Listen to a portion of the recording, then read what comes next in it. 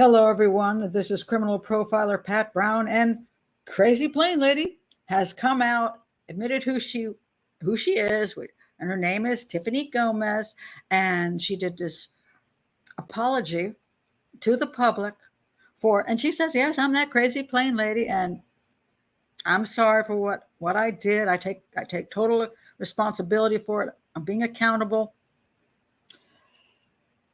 Well, would I say that was a real apology? And my answer is, oh, no, it is not. A 100% not a real apology. Why do I say this? Well, fascinating. Um, First of all, she traumatized an entire plane, made them get off. First of all, people going, "What's going on?" Then they had to deplane everybody. They all lost all this time. And she got away with not even getting arrested, which just amazes me. How that happened, I don't know, but maybe it's because she's pretty good looking, and like every other guy who comments on this case goes, "I'd hit that." It's like, is that how she got away with it? All right. Um, she was still acting crazy after she got off the plane. After they made her get off the plane, and the police came in and they talked with her, she's still saying, "Hey, there's that guy on the plane. The plane, people should get off the plane," as if she really cared about those people. uh, but now she's come out and apologized, and people noticed immediately what was lacking in her apology. First one thing was an explanation. Now, some people say, "Well, does she owe anybody an explanation?" Oh, yes, she does. She owes it to them because she caused a huge commotion, and at least she could explain it. But she doesn't. There has to be something that happened, and it isn't just. She said, "One of my worst moments of my life," and yes, it was. It was seen, on everywhere. It just went wild on the internet. So it was recorded. So my worst moment in life was recorded. And I will agree with her on that, because we've all had bad moments. We have. I mean, there's a few places I don't want to be recorded in my history, in my past. And thank God phones weren't around at that time. The only people that remember are my children. They're like, "Don't you remember, Mom, when you did?" I'm like, I had a good reason. But usually because I got angry at somebody someplace, uh, usually a customer service person. But yes, I'm glad I wasn't recorded. I am.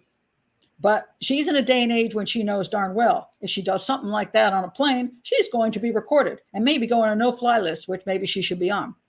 But she does not explain why she went berserko on the plane and claimed that guy wasn't real. All right.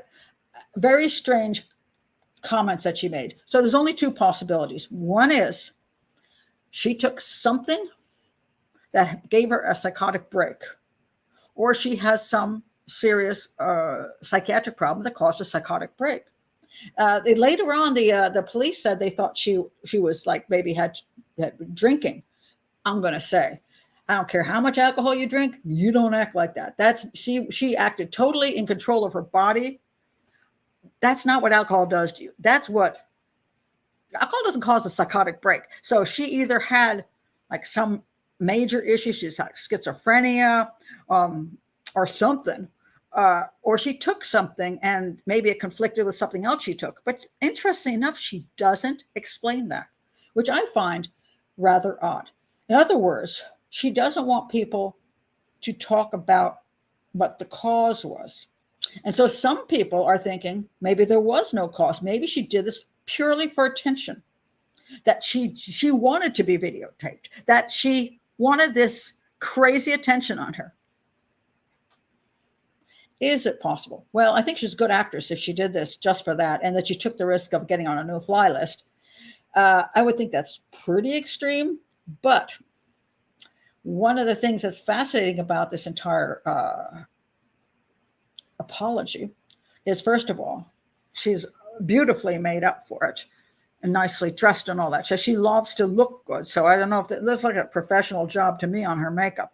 So did she get that professionally done and videotaped so that she would look lovely?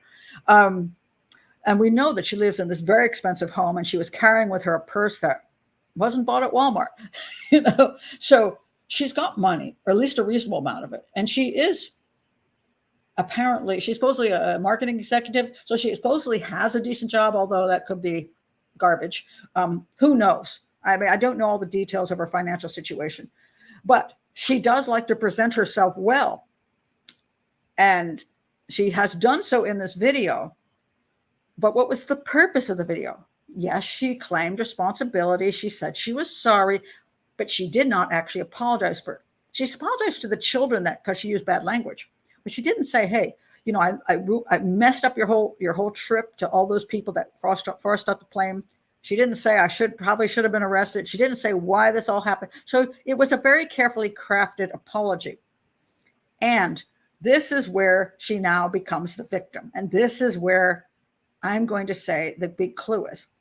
Then she says that she wants to do something good based on this. Now, what good thing does she want to do? She has a website now that she promoted during this apology, her new website, where she wants to stop cyberbullying.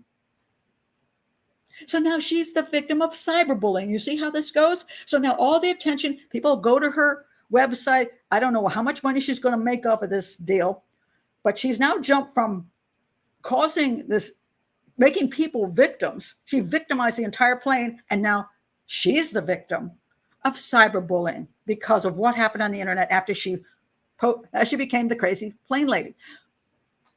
Now, what she could have done was issued a simple apology and have walked away. But no, she's going to monetize this. She's going to make something of this. She is going to make some lemonade out of those lemons. And it's not going to benefit other people. It's going to benefit her. So how do I think about her? What do I classify her as? Okay, now we must be careful because I am not a psychiatrist or a psychologist, and I cannot diagnose her. So I'm not going to diagnose her, but I'm going to read to you some interesting traits, some signs and symptoms of what is known as narcissistic personality disorder. And I'm just going to read this from the internet, not saying that she has narcissistic personality disorder. I'm just going to read you from the internet. You can decide for yourself. All right. Preoccupied with fantasies about beauty, brilliance, success, and power. Unable to handle criticism. Tendency to lash out if they feel slighted. Likely to take advantage of others to get what they want. Overly concerned about their appearance. Have an expectation of being treated as a superior. Lack of empathy for others. Inflated sense of self and an inability to self-regulate. Have no remorse for hurting others and no interest in apologizing unless it benefits them. Let me read that one again. No interest in apologizing unless it benefits them. Have an attitude of deserving the best of everything, a tendency to monopolize conversations and or mistreat those who they perceive as inferior, hidden insecurity and a weak sense of self, tendency to blame others for their own bad behavior. Now, they want to win at all costs. And they do, what happens in their wake, whatever. So they want to get what they want to get. Now, there is something I want to point out, the difference between what a malignant narcissist is as opposed to a regular narcissist. And let me read you this so you can just think about it. How does malignant narcissism differ from narcissism? The primary difference is that while narcissism involves symptoms of grandiosity and low empathy for others, a malignant narcissist tends to have more severe symptoms as well as symptoms of other co-occurring personality disorders. Another occurring personality disorders, one might say bipolar, one might say psychopathy. Okay? Now, I'm not saying she matches this, but I think it's interesting. And I want to, before I go, I want to give you a little story from my own life where I did deal with a narcissist and most likely a malignant narcissist. And it just shows how it works. To me, it's absolutely fascinating. So it's like this. All right. So a long time ago, I had this big home, an old farmhousey type thing near a college, and I would rent rooms to students. And one of the rooms I rented was to a woman who was a French professor at the university. And so I think she was going for a PhD, and she was teaching And she was in a relationship with another professor, and she was from France. So she would go back to France every once in a while and come back. And she came to live in my home. And oh my God, she was totally into her looks. She totally wanted everybody to constantly compliment her. Like, oh, what do you think? Do you think my hair is nice? It doesn't look like this. She did a better job than me.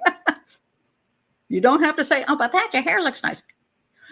I can't do anything but a ponytail. Anyway, she would come and say, what do you think about this dress? What do you think about my makeup? What do you think about my hair? Always looking for compliments. She always was needy. People always had to, oh, I need help with this. Could you do this? Oh, she was always like, had to be the center of attention.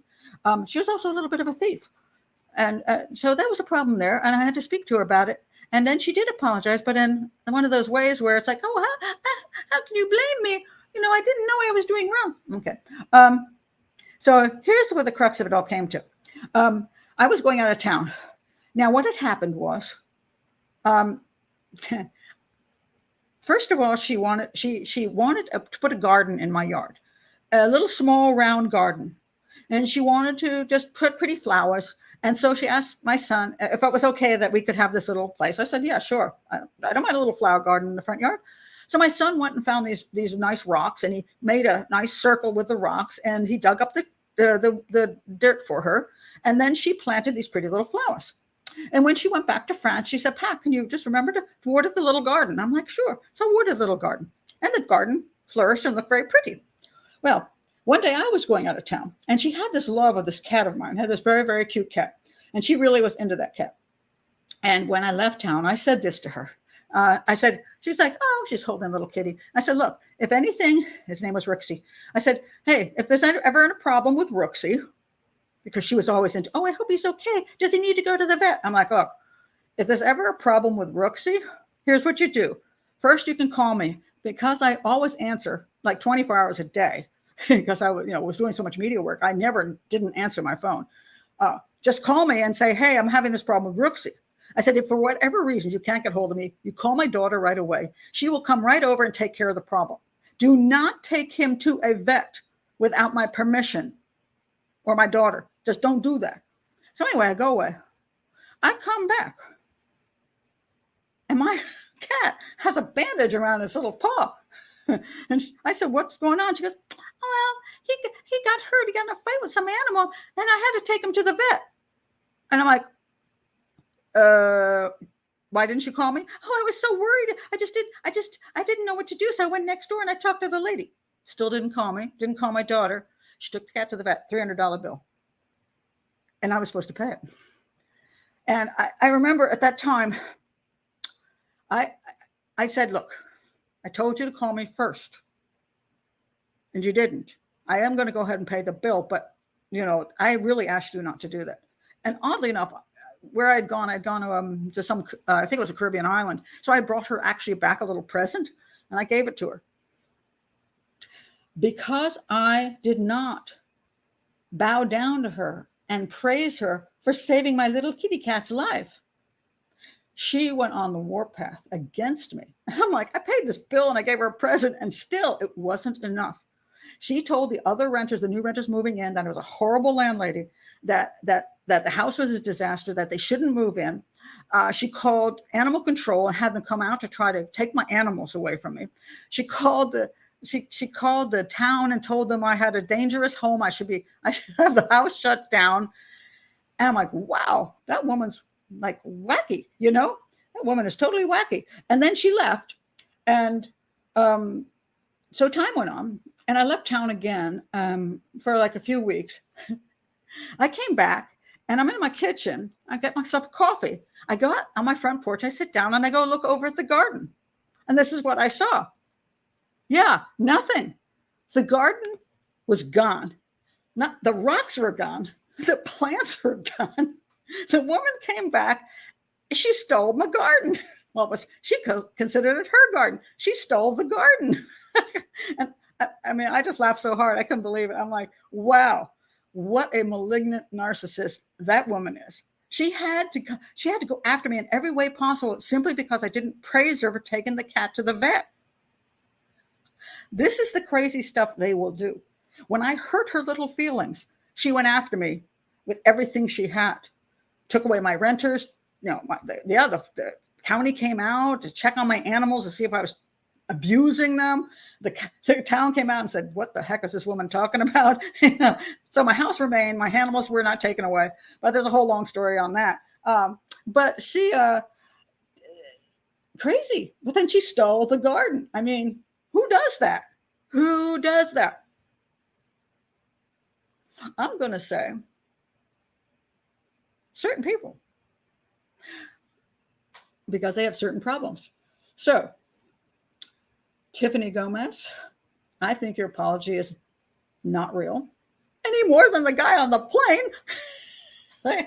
And I think a whole bunch of people are going to fall for it. They're going to go to a website and they're going to all join her to stop cyberbullying, because she was it was all the cruelty against her, all the cyberbullying against her was so unfair. It's all about her. She's now the victim. Yep, that's how it works. Anyway, that's my thoughts on that. If you're new to the channel, please do like and subscribe, and I'll see you next time. Bye.